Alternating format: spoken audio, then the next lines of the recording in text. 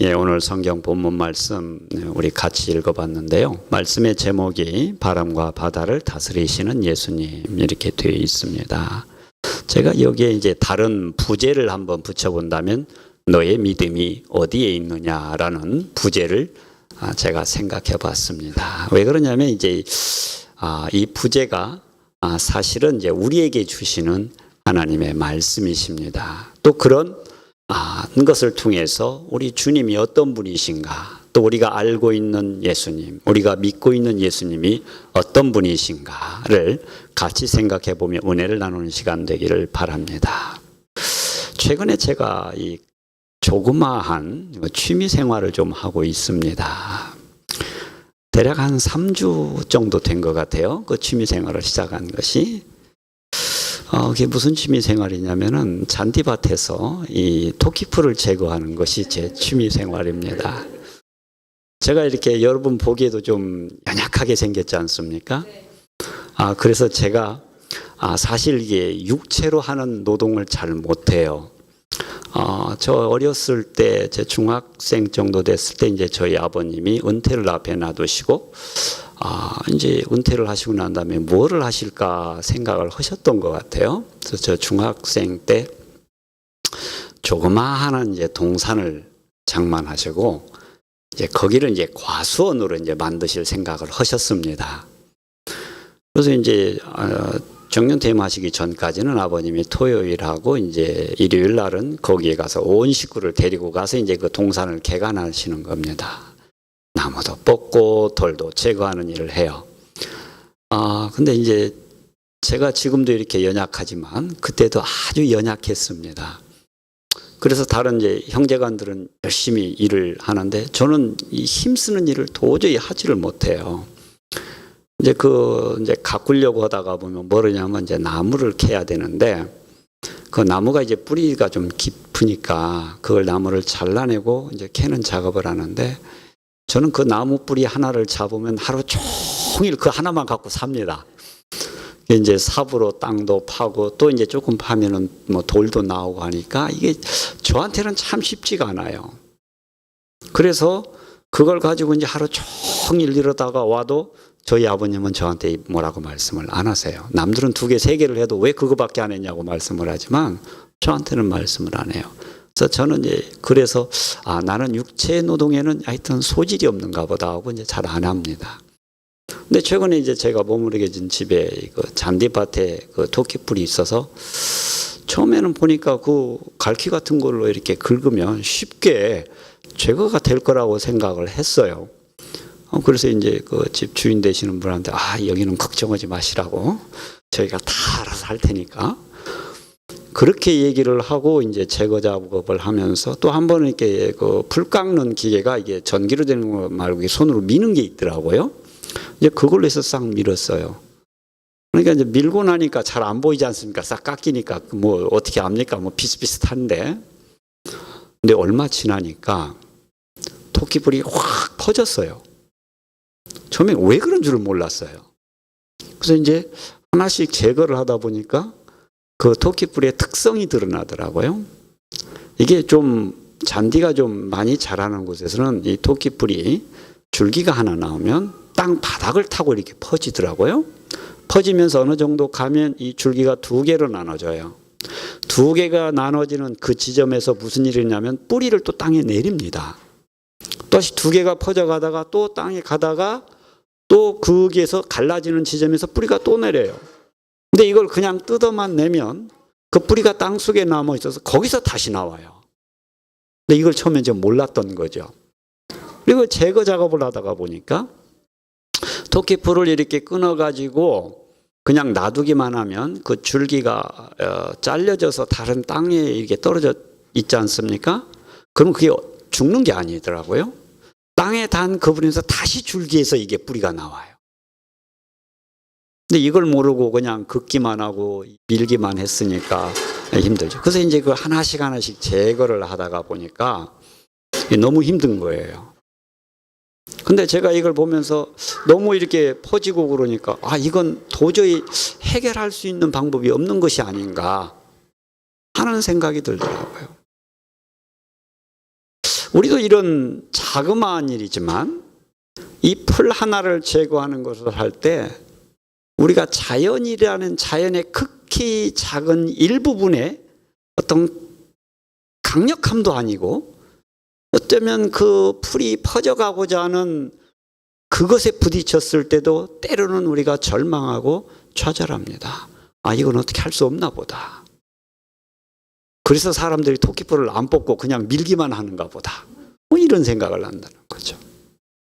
성경에 보게 되면 우리 예수님이 공생애를 살아가시면서 특히 그 제자들이 자연에 부딪혀서 그들의 믿음의 한계를 드러내는 부분들이 또 그 말씀들이 성경에 나타나 있습니다. 특별히 오늘 본문 말씀에 보게 되면 갈릴리 호수에서 일어난 광풍을 만나는 그 대목입니다. 여러분이 복음서를 보시게 되면 갈릴리 호수에서 광풍을 만나는 장면이 2번 정도 나올 겁니다. 횟수가 2번이라는 얘기가 아니고 언급되어 있는 것이 2번이에요. 그런데 이 복음서에 보게 되면 오늘 마가복음 4장에 한번 나오고 마가복음으로 보면 6장에 나옵니다. 그 6장에 나오는 사건이 2번째 사건인데 예수님께서 오병이어를 하시고 난 다음에 제자들에게 이제 쉼을 주시기 위해서 너희들은 호수 건너편 게네사에 가서 거기 가서 좀 쉬어라 이렇게 말씀하셔서 간 사건이 한번 나와요. 근데 그때도 그 호수에서 제자들이 가다가 광풍을 만납니다. 그리고 오늘 말씀에 보게 되면 이제 예수님께서 제자들과 함께 거라사 지방으로 이렇게 가는 장면이에요. 먼저 이 말씀의 배경을 살펴보면은 마가복음 4장에서 예수님께서 무리들에게 하나님의 말씀을 전하는데 무리들이 굉장히 많이 모였습니다. 너무 많이 모이다 보니까 또 그 주변이 해변이었었어요. 모래사장에 사람들이 쫙 앉아 있고 아마 그 근방에 앉아 있었겠죠. 그러니까 예수님께서 배를 호숫가에다 띄우고 거기서 사람들에게 하나님 나라에 대해서 쫙 설명을 합니다. 그게 마가복음 4장이에요. 하루 종일 우리 예수님께서 하나님 나라가 어떤 것인지 하나님 나라의 특성에 대해서 우리식으로 얘기하면 뭐 설교를 들었다고 이야기를 할 수도 있고 성경 공부를 할 수도 있다고 그랬어요. 이걸 딱 하시고 난 다음에 해가 져서 저물 때쯤 되니까 예수님이 우리 호수 건너편 거라사 지역으로 가자 라고 해서 이 제자들이 배를 몰고 갑니다. 그러니까 사람들이 보니까 예수님이 제자들하고 배를 타고 이 다른 지역으로 가신단 말이에요. 그러니까 또 다른 일부 그 배를 타고 사람들이 쫓아가요. 그러다가 이 갈릴리 호수에서 광풍을 만나게 됩니다. 여러분, 우리가 신앙생활을 하다가 보면 때로는 예수님의 말씀대로 순종했는데 어려움이 올 수 있어요. 오늘 말씀처럼 예수님께서 배를 타고 저 거라사 지방으로 가자. 그리고 예수님이 하신 말씀이고 예수님이 함께 배에 계시니까 그 일이 순조로워야 우리는 꽤 맞다고 생각을 하죠. 여러분 어떻습니까? 여러분이 신앙생활 하시면서 예수님을 믿고 신앙생활 하시면서 예수님의 말씀대로 순종해서 예수님이 하라는 대로 하면 여러분 그 일들이 잘 될 거라고 생각하시죠. 그러나 여러분이 현실에서 보면 그럴 때도 있지만 안 그럴 때도 많아요. 한국적인 상황에서는 우리가 흔히 드는 비유가 있습니다. 이런 비유가 있죠. 이제 예수님을 믿는 이 친구가 취업을 해서 회사에 들어갑니다. 그때가 이제 저 같으면 저희 세대 같으면 이제 80년대 초반이에요. 80년대 초반이면 회사에 들어가게 되면은 어떻습니까? 신입사원 들어왔다고 뭐 연수를 한 다음에 신입사원에 이제 환영회 할 때 전부 이제 회식을 하게 되겠죠. 회식을 하면서 전부 이렇게 술을 한 잔씩 돌려요.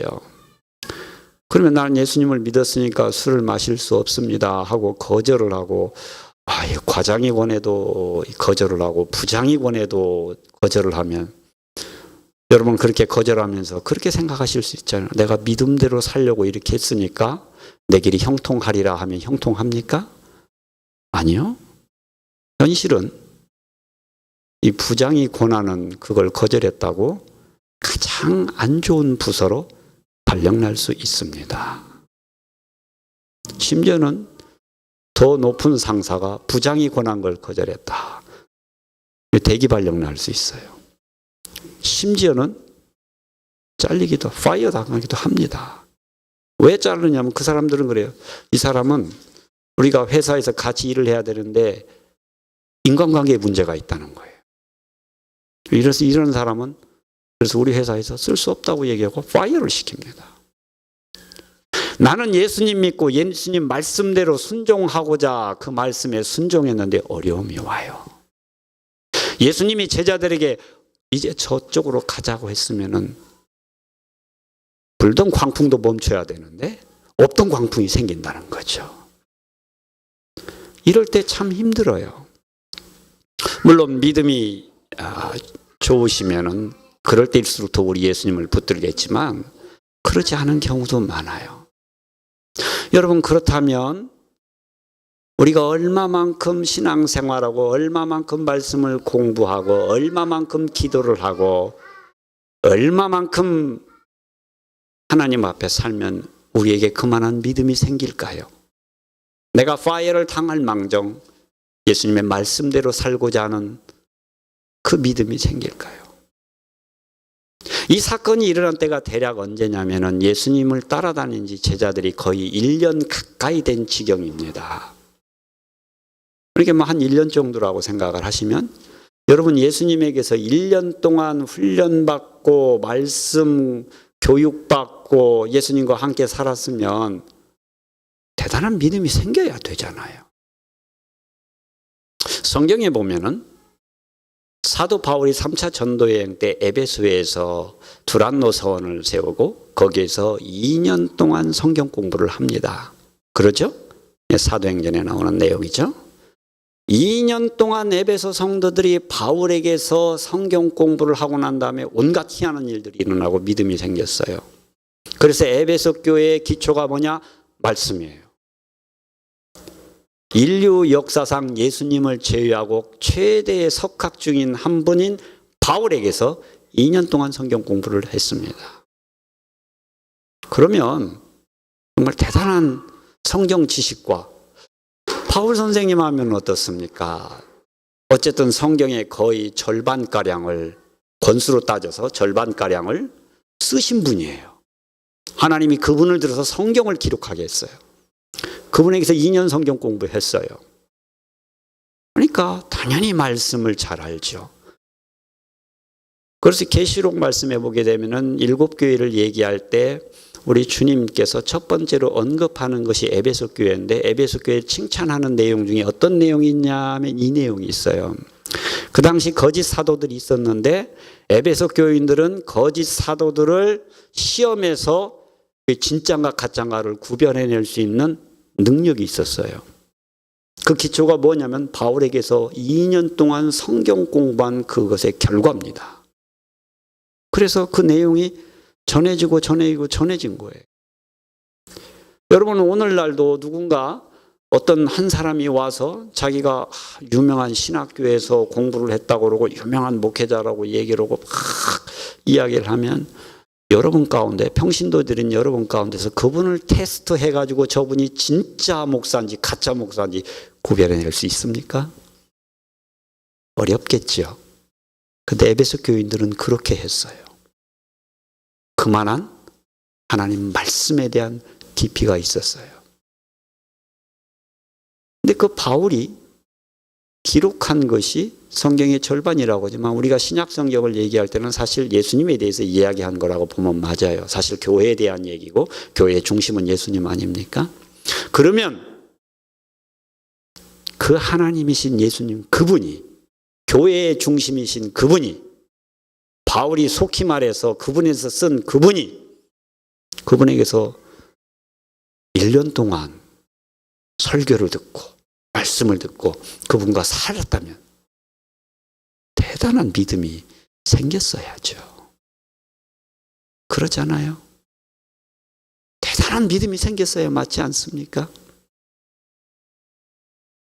근데 그 예수님에게서 1년 동안 설교를 듣고 성경 공부를 하고, 예수님은 참 좋으신 분이셔서 제자들한테는 항상 이 특별 과외를 하셨어요. 무리들에게 설교하시지만 따로 모이면 특별히 비유로 무리들에게 설명하시지만 예수님은 제자들과 있을 때는 다 풀어서 설명해 준단 말이에요. 그날도 우리 예수님께서 하루 종일 하나님 나라에 대해서 말씀을 하셨어요. 여러분, 그랬으면 대단한 믿음을 가져야 되지요. 근데 오늘 말씀에서 보게 되면, 결론적으로 보게 되면 이 무리들이 예수님에게 책망을 받죠. 뭐라고 책망을 받습니까? 믿음이 없다고 책망을 받아요. 근데 이제 이 부분이 마태복음, 마가복음, 누가복음에 다 기록이 되어 있어서 찾아보시면 누가복음에서는 너희 믿음이 어디 있느냐라고 예수님이 책망을 하시고, 마태복음에서는 믿음이 적은 자라고 이야기를 하십니다. 그리고 마가복음에서는 믿음이 없다는 게 표현하세요. 그래서 이 세 가지를 종합해 놓고 보면 이게 이 말이에요. 너희 믿음이 거의 없는 것과 같다는 말입니다. 그러니까 믿음이 없다고도 표현하고, 믿음이 있기는 있지만 아주 적은 믿음이라고 표현하고, 또 너희 믿음이 눈을 씻고 찾아볼래야 찾아볼 수 없을 정도라는, 그래 너희 믿음이 어디 있느냐 이렇게 물으시는 거예요. 여러분, 여러분의 믿음은 어디에 있습니까? 여러분이 예수님 믿고 신앙생활 하시면서 크고 작은 어려움을 부딪히실 텐데, 그 어려움을 부딪힐 때 여러분 믿음이 어디에 있습니까? 여러분이 당하는 환난과 어려움을 겪고 나가실 때 그 어려움을 통해서 우리 주님이 여러분에게서 찾고자 하는 믿음이 여러분 속에 있습니까? 아니면 우리 주님이 아무리 봐도 보이지 않는 믿음을 갖고 계십니까? 여러분, 주님이 여러분에게서 믿음을 보려고 하실 때 그 믿음을 보이실 수 있는 여러분 되시기 바랍니다. 인생이라는 게 그러는 것 같아요. 나는 정말 믿음대로 살고 싶어요. 나는 정말 믿음에 따라 살고 싶습니다. 정말 나는 믿음에 대한 이 강한 열망을 가지고 살고 싶어요. 그게 크리스찬이에요. 근데 때로는 잘 안 돼요. 왜 안 됩니까? 오늘 말씀해 보니까 제자들에게서 우리가 그 말씀을 찾을 수가 있겠죠. 물론 지금 저희가 이 말씀이 제자들의 모습을 통해서 보지만 제자들이 아닌 사람들도 있어요. 그렇죠? 그 제자들이 아닌 사람들, 예수님을 따라다니지만 제자들이 아닌 사람들의 모습을 오늘 말씀에서 나타내주고 있는 게 뭐냐면 이겁니다. 그 갈릴리 호수를 건너가는 배는 딱 예수님이 타고 계셨던 한 척의 배는 아니죠. 여러분, 오늘 본문 말씀에서 보게 되면 말씀에 그렇게 나와 있습니다. 36절에 저희가 무리를 떠나 예수를 배에 계신 그대로 모시고 가매 다른 배들도 함께 하더니, 즉 다른 배들도 같이 가고 있었어요. 그러다가 광풍이 불어오니까, 그리고 이 광풍이 끝나고 거기 도착했을 때 보니까 다른 배에 대한 언급은 전혀 없어요. 그럼 우리가 상식적으로 생각을 해봅시다. 이 광풍이 불면 그 배들이 피했겠습니까? 아니면 그냥 계속 광풍 속을 갔겠습니까? 거의 피했을 거예요. 그게 상식이에요. 누가 그 광풍이 일어나서 배에 물이 가득 찰 정도의 큰 바람이 불면 그 이야기는 무슨 말이냐면 배가 뒤집어질 수도 있고 좌초할 수 있고 생명을 잃을 수 있는 위험이라는 얘기죠. 그런 위험이 닥치면 보통 사람은 피합니다. 그게 맞죠. 내가 예수님을 좋아해요. 내가 예수님의 말씀 듣기를 원합니다. 예수님과 함께 있으면 뭔가 생기는 게 있어요. 그래서 예수님을 따라가지만 제자들이 아닌 사람들은 삶이 어려우면 돌아갑니다. 돌아가요. 왜 돌아갑니까? 아무리 예수님의 말씀이 좋고 아무리 예수님이 좋아도 일단은 내가 살아야 되지 않겠어요? 그래서 사람들은 돌아갑니다. 예수님을 잘 믿는 것 같고 교회 열심히 나오는 것 같고 설교를 귀담아 듣는 것 같아도 정말 그 사람이 예수님을 따라가는 사람인지 아닌지는 그걸로 압니다. 정말 인생의 삶의 어려움이 왔을 때에도 예수님을 끝까지 보면서 가는 사람은 믿음이 적더라도 있는 사람이에요. 그러나 믿음이 없는 사람은 돌아갑니다. 아무리 내가 예수님 믿는 게 좋다고 한들 내가 사는 게 더 우선이죠. 그래서 로마 시대 때 많은 그리스도인들이 우리는 믿음으로 승리했다고 알고 있지만 그 이면에는 또 많은 사람들이 예수님의 이름을 버립니다. 왜요? 살아야 되겠다는 거죠. 아무 일이 없었을 때 예수님이 좋아서 그 일로 인해서 우리의 삶이 풍성해질 때 많은 사람들이 예수님을 따라갑니다. 하지만 좁은 길을 통과해 갈 때는 많은 사람들은 좁은 길을 가기를 싫어하고 넓은 길로 갑니다. 세상의 길로 가요. 그래서 광풍을 만나면 돌아가요. 그게 이성적이고 합리적인 생각입니다. 그러면 이 제자들은 왜 피하지 않고 그 길을 갔을까요? 단순해요. 예수님이 저리 가자고 하셨으니까 가는 겁니다. 우리는 이것만 갖고도 사실 우리 입장에서 보면 참 대단한 믿음 같아요. 그런데 예수님은 이들에 대해서 믿음이 적다고 말씀하세요. 여러분, 그래서 우리가 생각할 때 내가 믿음이 굉장한 것 같아도 예수님 앞에 서보면 정말 우리의 믿음이, 우리 주님이 찾으실 만한 믿음이 그 안에 있는지 없는지는 사실 주님 앞에 서 봐야 됩니다. 그러기 전에는 잘 몰라요. 내가 생각하면 좀 있는 것 같아요. 내가 생각하니까 철야 기도도 참석하고 새벽 기도도 참석하고 날마다 말씀도 보고 있는 것 같아요. 그러나 진정한 믿음은 어려움 닥쳤을 때 드러나는 거예요. 그렇다면 이 제자들은 왜 그 예수님에게서 말씀을 1년 동안 듣고 배웠는데 그들의 믿음은 어디로 간 것입니까? 또 믿음이 정말 없는 건 아닌 것 같은데 예수님의 말씀대로 예수님이 가자 하니까 광풍이 불어도 그 속을 뚫고 가는 사람들인데 왜 이런 일이 생기는 걸까요? 믿음은 있다가 없는 걸까요? 아니면 도대체 이들은 어떤 믿음을 가지고 있는 걸까요?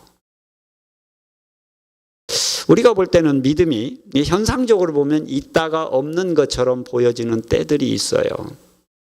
근데 사실 그게 사실입니다. 내가 정말 주님만 바라보면 믿음이 있습니다. 그런데 내가 주님을 보고 가다가도 잠시 눈을 돌려서 세상을 보면 믿음이 없어요.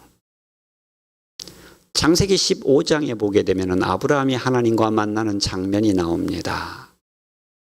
거기에 나와서 이 아브라함이 하나님 앞에 이제 만나서 나누는 대화 가운데 이런 요구를 해요. 창세기 15장에 보면 하나님, 이 다메섹의 엘리에셀을 나의 상속자로 삼아서 키우겠습니다. 이 말을 해요. 이게 무슨 말이냐면 아브라함이 자기의 고향 갈대아우를 떠나서 가나안 땅에 온 이유는 하나님이 그에게 주신 축복 때문이죠. 그 축복 중에 내가 너를 크게 하리라. 내 민족을 크게 하리라. 이 말씀을 주셨단 말이에요. 민족을 주신다는 말은 자식을 주겠다는 말이에요. 근데 그때까지 아브라함에게는 자녀가 없었어요. 그러니까 여러분, 자녀가 없이 오랫동안 살아보시면 정말 이 자녀가 얼마나 큰지를 알 수 있어요. 이미 그때 나이의 정확한 나이는 우리가 자세히 사실 성경을 읽어보면 알 수는 없는데 대략 많은 분들이 75세 정도라고 이야기합니다만은 이제 정확한 건 아니고 막 그 근방이었을 겁니다. 나이 70이 넘도록 자녀가 없으니 얼마나 자녀가 이쁘겠어요. 길거리 가다가 어린아이가 보이면 그게 얼마나 이뻐요. 저 같은 경우도 결혼하고 7년째 큰아이를 얻었습니다. 그 전까지는 이제 저도 별 생각이 없었는데 어느 때부턴가 지나가는 아이들이 이뻐 보여요.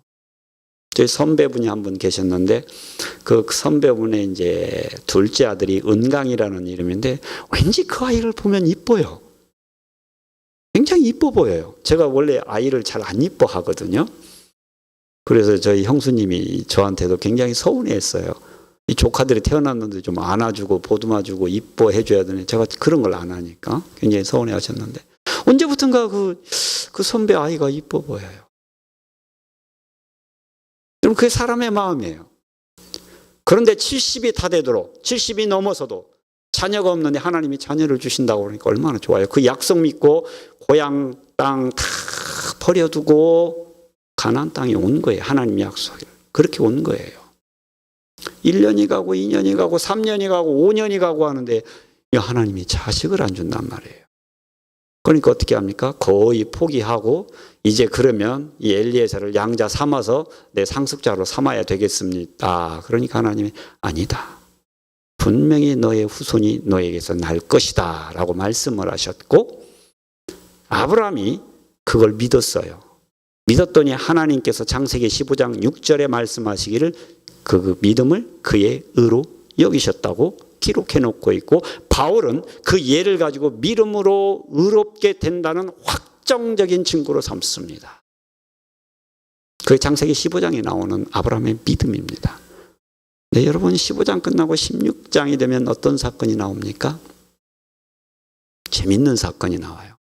자식과 똑같이 관련된 문제인데 그 아브라함의 아내 사레가 가만히 보니까 하나님이 계속 하시는 말씀이 아브라함의 후손, 아브라함의 후손, 아브라함의 후손을 말씀하신단 말이에요. 이제 그때가 고향 떠나서 가나안 땅에 온 지 10년 됐어요. 10년 됐어요. 근데 10년 동안 자식을 안 주시면서 하나님 무슨 일만 있으면 아브라함에게 자식 준다고 얘기한단 말이에요. 사례가 생각해 보니까 언뜻 들으니까 이 생각이 들어요. 어떤 생각이 드냐? 아브라함의 자손이라고 그랬으니까 꼭 내가 안 낳아도 되지 않는가? 첩을 얻어서 그 첩에서 자식이 나도 그 자식 아브라함 자손 아닌가? 이 생각이 든 거예요.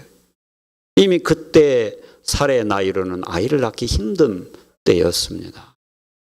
그래서 이제 그 이야기를 남편한테 하는 거죠. 이 하갈이라는 이 하녀가 있으니까 이 하녀를 첩으로 취해서 아이를 낳자는 거예요. 아브라함도 들어보니까 그럴싸해요. 아, 정말 그런가? 하나님은 분명히 자녀를 주겠다고 약속을 했는데 내 아내로서는 이제 더 이상 안 되는 것 같고 그러면 그 방법이 맞나? 성경에 보면 이렇게 기록해서 아브라함이 사례의 말을 듣고 그 일을 합니다. 하나님의 말씀을 듣는 게 아니고 사례의 말을 듣고 그 일을 해요.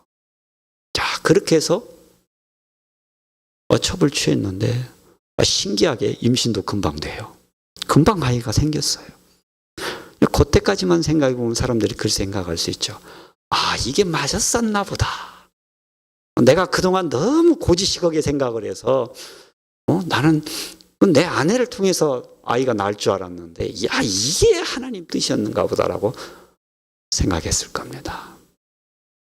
근데 하나님 뜻은 아브라함을 통해서 자녀를 주신 것이 맞는데 방법은 사람의 방법이죠.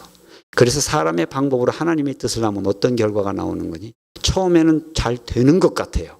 그래서 금방 임신이 돼요. 그 다음부터가 이상해요.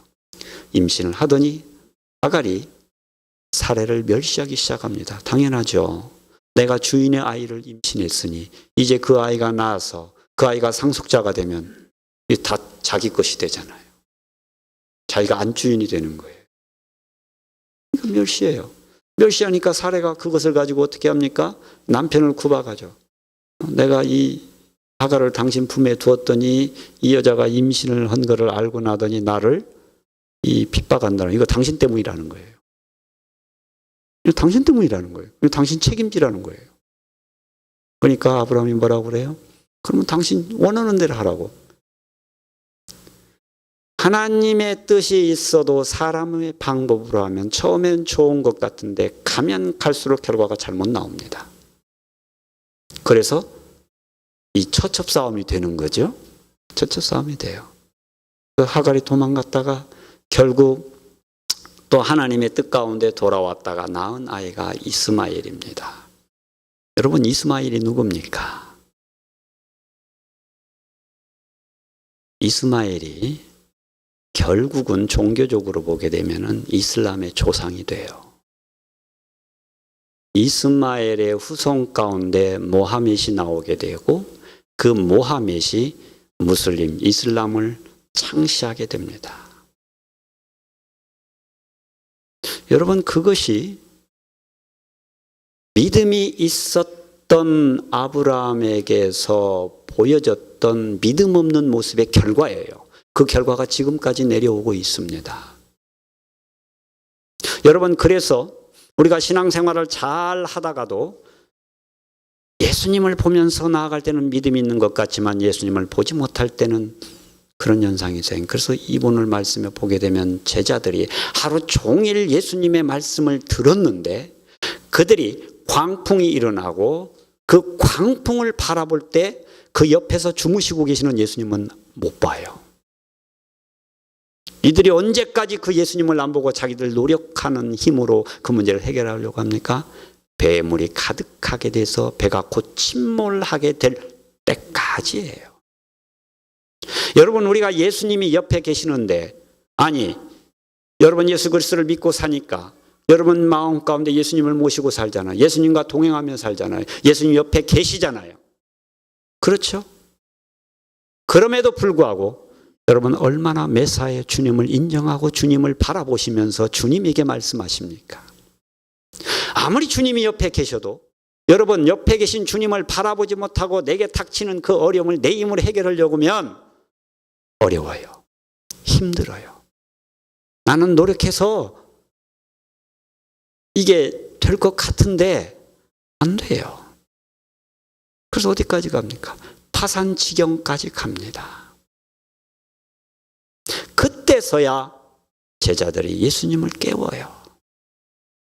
그래서 제자들이 하루 종일 예수님의 말씀을 듣고도 실패하게 되는 첫 번째 이유는 그들이 예수님을 보지 않고 자신들에게 불어닥치는 광풍과 그 파도를 보았기 때문에 그렇습니다. 여러분, 우리가 신앙생활하면서 여러분에게 일어나는 많은 어려움들이 있어요. 크고 작은 어려움들이 있습니다. 그런 어려움들이 닥칠 때 여러분 그 어려움이 크게 느껴지고 그 문제가 당장 급하기 때문에 여러분 그 문제를 쳐다보게 되면 여러분 예수님이 안 보여요.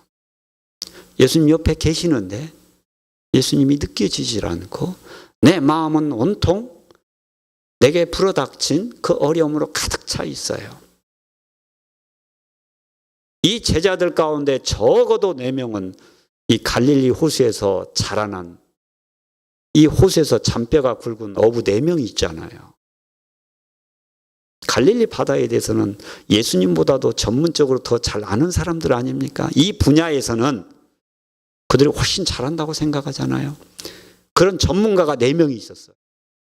그러니까 자기들 힘으로 해보는 거죠. 한두 번 겪은 일도 아니고 한두 번 만난 일도 아니고 고기잡이 하러 나가가지고 그 인생에 많은 광풍을 만났을 텐데 그때마다 자기들은 어떻게 해결을 했을 거 아닙니까? 피하든지 뭐 어떻게 하든지 그 경험이 쌓이니까 예수님보다는 자기 경험을 의지해서 해나가요. 여러분, 우리도 신앙생활 하다가 어려움이 닥칠 때 그 분야가 그 어려움이 내가 극복할 수 있다고 생각하는 부분이 닥치면 여러분 어떡합니까? 여러분 일단 여러분의 경험과 지식으로 해보지 않겠어요? 그러지 않겠어요? 그리고 많은 사람들이 그게 믿음이라고 착각을 해요. 예수님을 안 보고 왜 하나님이 나에게 이런 지식을 주었고 전문적인 걸 줬으니까 이걸 갖고 내가 해보는 것이 그게 믿음이라고 착각을 해요. 아니요, 그 믿음 아니에요. 여러분, 믿음은 정확하게 예수 그리스도를 바라보고 예수 그리스도가 누구신가를 알고 그 예수님을 믿고 예수님 말씀대로 하는 게 그게 믿음이에요. 그게 믿음이에요. 그래서 여러분에게 주어진 어떤 전문적인 지식이 있어도 그게 예수 그리스도 안에서 이게 활용이 돼야 되지. 예수님을 젖혀두고 그것만 의지하면 아닙니다. 많은 사람들이 그리스도인이면서도 실패하는 이유 중에 하나가 그 부분이에요. 내가 가진 것 갖고 한다는 거예요. 근데 그거 아니에요. 믿음 아니에요. 믿음처럼 보이죠. 내가 오늘 하루 종일 예수님의 말씀을 들었으니까, 내가 오늘 하루 종일 하나님 나라에 대한 설교를 들었으니까, 예수님이 내 옆에 주무시지만 계시니까 내 것 갖고 해본다는 거죠. 여러분, 그래서 여러분들에게 어떤 크고 작은 어려움이 생길 때마다 여러분이 첫 번째로 해야 될 일은 여러분의 전문적인 지식이나 여러분의 경험을 의지하는 게 아니고 사실은 옆에 계신 예수님을 쳐다보고 그분을 깨우는 거예요. 물론 제자들이 예수님을 안 깨운 이유 있겠지요. 하루 종일 우리 예수님께서 수고하셨으니까 얼마나 피곤하시면 이렇게 광풍이 부는데도 주무시겠는가. 얼마나 피곤하시면. 사실 예수님도 피곤하세요. 육신을 가지고 계신 분이라 이 지상에 계시는 동안 우리가 느끼는 고통 똑같이 느끼십니다. 힘들면 힘드시고 슬프면 슬프시고 아프면 아프신 거예요. 그러니까 이 제자들이 예수님 생각한다고 예수님 좀 쉬시라고 그렇게 놔둘 수 있죠. 놔둘 수 있어요. 근데 그게 예수님을 위하는 것 같지만 그건 아닙니다. 여러분, 그래서 어린아이와 같이, 믿음은 그런 거예요. 어린아이와 같이 예수님 형편 봐주지 마시고 하나님 형편 봐주지 마시고 달려가는 거예요. 예수님께 달려가고 하나님께 묻고 때를 써서라도 여러분, 그게 믿음이에요. 여러분, 그게 믿음입니다. 그러면 우리 주님이 그 문제를 해결해 주실 수 있어요. 두 번째 제자들의 문제점이 뭐였느냐? 말씀해 보면 우리 예수님께서 이제 나중에 그 문제를 해결하신 다음에 어떻습니까? 제자들을 책망하시는데 너희가 어찌 믿음이 없느냐 그러시죠. 근데 이제 그 41절 말씀에 보면 저희가 심히 두려워하여, 그죠? 두려움이에요. 제자들이 가지고 있는 두 번째 문제점이 두려움이에요. 두려움. 예수님이 자연을 다스리고 바람과 바다를 다스리는 그 예수님의 능력 앞에 예수님에 대한 두려움을 가졌어요. 근데 여러분, 이 두려움이 좋은 의미의 두려움이면 좋겠는데 그 좋은 의미의 두려움은 아닌 것 같습니다. 오히려 여러분, 좋은 의미의 두려움이라고 한다면 어떻게 해야 되겠습니까? 자기를 더 주님 앞에 겸손하게 내려놔야겠죠. 이제 41절 후반절 보면 반응이 그렇게 나오잖아요. 서로 말할 때 저간 위기에 바람과 바다라도 순종하는 것. 저간 위기에. 저가 누구 얘기에.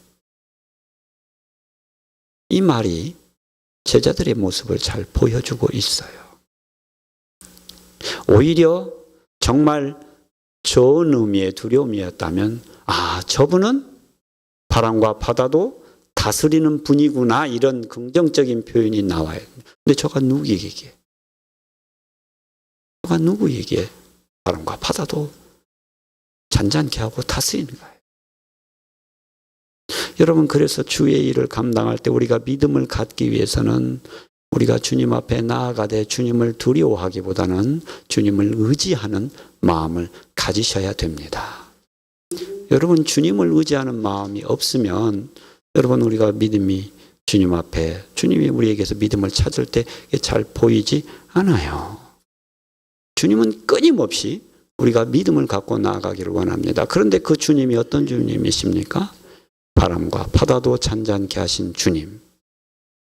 여러분, 바람과 바다라고 생각한다면 이게 무생물, 일종의 무생물 아닙니까? 무생물이기 때문에 우리는 저게 무생물이기 때문에 저기에 어떻게 믿음으로 뭐가 될 수 있을까라는 생각을 잘 못해요. 차라리 귀신 들린 사람을 보면 우리는 예수 그리스도의 이름으로 꾸짖고 쫓아내면은 쫓겨나간다고 생각을 해요. 왜? 그건 영적 존재이기 때문에 예수 그리스도의 이름으로 명하면 쫓겨나간다고 우리가 그 생각을 해요. 설령 내가 그럴 그 능력이 없다고 치더라도 일단 그렇게 생각할 수 있어요. 근데 돌멩이 하나를 놓고 저기에서 무슨 믿음을 가지고 뭘 어떻게 하겠느냐는 거예요. 근데 아니요. 바람과 바다도 잔잔케 하신 예수님이시라고 한다면 여러분, 우리 주님은 돌멩이들로도 우리 주님을 찬양케 하실 수 있는 분입니다. 여러분, 여러분이 갖는 믿음을, 그래서 믿음에 대한 제약을 두시면 안 돼요. 내가 생각할 때는 이런 부분에는 믿음이 있는 것 같고 저런 부분에는 믿음이 적용이 안 될 것 같다는 그런 제약을 버리시기 바랍니다. 바람과 바다를 잠잠케 하신 예수님은 모든 것을 하실 수 있는 예수님이세요. 여러분의 질병과 여러분의 형편을 다 해결해 주실 수 있는 주님이십니다. 그래서 어떤 때는 주님의 이름을 부르고 어떤 때는 주님의 이름을 안 부르는 게 아니라는 거예요. 여러분, 그래서 매사에 주님의 이름을 부르시고 주님을 찾으시고 주님께 간구하시기 바랍니다. 그러면 우리 주님께서 여러분의 소리를 듣고 역사하시는 거예요. 또 역사하실 때 우리 주님은 여러분의 믿음의 분량만큼 역사하십니다. 왜 그러냐면 여러분의 믿음의 분량이 요만큼이라고, 양적으로 표현할 때 요만큼이라고 한다고 한다면 이거에 차고 넘치게 주시면 좋겠는데 이거 잘 감당을 못해요. 차고 넘치게 주셔도. 그러니까 어떻게 하십니까? 그만큼만 줘요. 여러분 일상생활에서 그런 거 많이 경험하시지 않습니까? 예를 들면은 저희가 처음에 아프리카 갈 때 제 아내가 하나님께 한 소리가 있어요. 이 샤워할 수 있는 물만 있으면. 근데 저희 거처하는 곳이 참 적은데 샤워기는 있어요. 정확하게 하나님이 말한 거 들어주세요. 이 우스갯소리지만 여러분, 좀 더 큰 걸 주님 앞에 간구했다면 어떻겠습니까? 우리 주님이 채워주시겠죠. 물론 이제 거기에 우리가 또 그걸 감당할 믿음이 될 때 채워주세요. 근데 우리 주님이 믿음의 그릇을 키우시는 방법이 가만히 보면 그냥 되는 건 아니고, 여러분, 이게 기도를 통해서 그 믿음의 분량을 키우시기도 합니다만은 사실은 여러분 고난을 통해서 믿음의 분량을 키우십니다. 여러분, 사람의 인격이 참 변하기 힘들어요. 제가 그걸 여러 번 보는데 기도를 많이 해서 이 은사를 받은 분은 제가 종종 봐요. 근데 기도를 아무리 많이 해서 은사를 아무리 많이 받아도 그 인격은 잘 안 변해요. 그 인격은 잘 안 변해요. 그 인격은 뭘로 변하느냐? 고난을 통해서 변합니다. 그래서 하나님께서 다윗을 이 이스라엘의 왕을 삼으시는데 다른 이유도 아니고 하나님의 기름 부음 받았다는 그 한 가지 때문에 사울에게서 계속 쫓겨다녀요. 정말 하나님께서 우리의 이 크리스찬적인 인격을 변화시키고 우리의 믿음의 분량을 늘리는 건 여러분 고난입니다. 여러분, 이만한 그릇이 되게 하는 방법이 뭡니까? 옛날식으로 얘기하면 이걸 불 속에 넣어야 돼요. 달궈야 됩니다. 그 뜨거운 풀무 속에다 넣어가지고 달군 다음에 꺼내가지고 망치로 칩니다. 한 번에 만드시는 게 아니고 그걸 여러 번 해서 이만한 그릇을, 또는 이만한 쇠통을 가지고 이만한 그릇을 만들어요. 여러분이 우리 주님이 주시는 시련과 고난의 연단 속에 여러 번 들어갔다 나오면서 하나님에 의해서 망치질을 당할 때 믿음의 분량이 커지는 거예요. 여러분, 그거 없이는 안 커집니다. 아버님, 여러분 기도 많이 하셔도 여러분 그건 잘 안 돼요. 제 주변에도 기도하시는 분들이 있습니다. 그분들 보면은 가끔 그런 생각이 들어요. 왜 하나님, 저분 저렇게 기도 많이 하는데 왜 하나님 어려움 주십니까? 이해할 수 없을 그런 고난을 많이 주세요. 근데 나중에 보면 그거예요. 기도를 많이 하시는데 그 기도의 분량만큼 채워주고 싶으신데 그릇이 안 되니까 자꾸 집어넣으시는 거예요. 그래서 여러분 기도하실 때는 각오하셔야 돼요. 여러분 풀무불에 들어갈 각오하셔야 됩니다. 그러나 물론 그게 고통스럽고 힘들어요. 그 고통과 힘듦이 때로는 여러분 재정적인 문제로 올 수 있고 여러분 인간관계에서 올 때 있고 여러 가지로 올 수 있어요. 부모의 문제, 자녀의 문제, 건강의 문제 있을 수 있어요. 그러나 여러분 이걸 긍정적으로 받아들이세요. 아, 이걸 통해서 하나님이 나를 사람 만들려고 하는가 보다. 이거를 통해서 내 믿음의 분량을 키우시려고 하는가 보다. 그러고 감사하셔야지. 내게 어려움이 왔다고 그걸 하나님 내가 예수님 믿는데 왜 이런 어려움을 주십니까? 불평하지 마세요. 불평하시면 그릇이 쪼그라듭니다. 넓혀지는 게 아니고 쪼그라들어요. 여러분 자꾸 힘들 때일수록 감사하세요. 내가 도저히 이해할 수 없는 고난이 올 때마다 할렐루야 하고 받으세요. 당장은 괴롭고 힘들고 잘 안 되지만 받으세요. 받으세요. 그리고 우리 주님께 찬양을 하세요. 그러면 이게 늘어나요. 늘려집니다. 그리고 거기에 우리 하나님이 여러분에게 부어주시고자 하는 많은 것들을 채우시는 거예요. 그럼 그렇게 해서 여러분 이게 되는 거지 그냥 되는 거 아니에요. 여러분 바울 사도행전 읽어보세요. 바울이 예수 그리스도의 복음을 증거하고 다니는데 왜 그 많은 환난과 핍박이 옵니까? 바울을 통해서 사실은 복음이 예루살렘에서 어디로 퍼집니까? 유대에서 사마리아, 사마리아에서 이방 땅으로 퍼져가요. 근데 바울은 계속 환난을 당해요. 계속 환난을 당해요. 여러분 하나님의 많은 사람들이 그 환난 속에서 하나님의 복음을 증거하며 살다가 갔습니다. 예수님의 12 제자가 여러분 요한 하나 빼고는 다 순교를 하지 않습니까? 어떻게 보면 예수님의 제자로서 이 세상에서 가장 축복받아야 될 인생들이 돼야 될 사람들이 예수 그리스도 때문에 다 순교를 해요. 다 한 사람 빼고. 그렇다고 한다면 여러분의 축복받은 인생은 무엇입니까? 예수 그리스도의 이름을 통해서 사실은 고난과 연단 속에서도 믿음을 지키는 것입니다. 그 고난과 연단 속에서 여러분 예수님을 바라보시기 바랍니다. 여러분 눈앞에 닥쳐오는 커다란 파도를 보지 마시고 불어오는 광풍을 보지 마시고 여러분 옆에서 주무시고 계시는 예수님을 깨우시고 그 예수님으로 하여금 말씀하게 하시고 그 예수님을 의지하시기 바랍니다. 그러면 여러분 바뀌어요. 아무리 큰 광풍도 바람도 바다도 예수님 한마디면 잠재울 수 있습니다. 예수님은 그러신 분이에요. 여러분의 어떠한 문제도 예수님은 해결하시는 분입니다. 다만 그 예수님을 믿고 그 예수님을 의지하고 그 예수님을 바라보면서 예수님을 의지하느냐? 그렇지 않고 예수님은 내 옆에 계시지만 그냥 주무시게 내버려 두시는가? 그거에 따라 달라지시는 것입니다.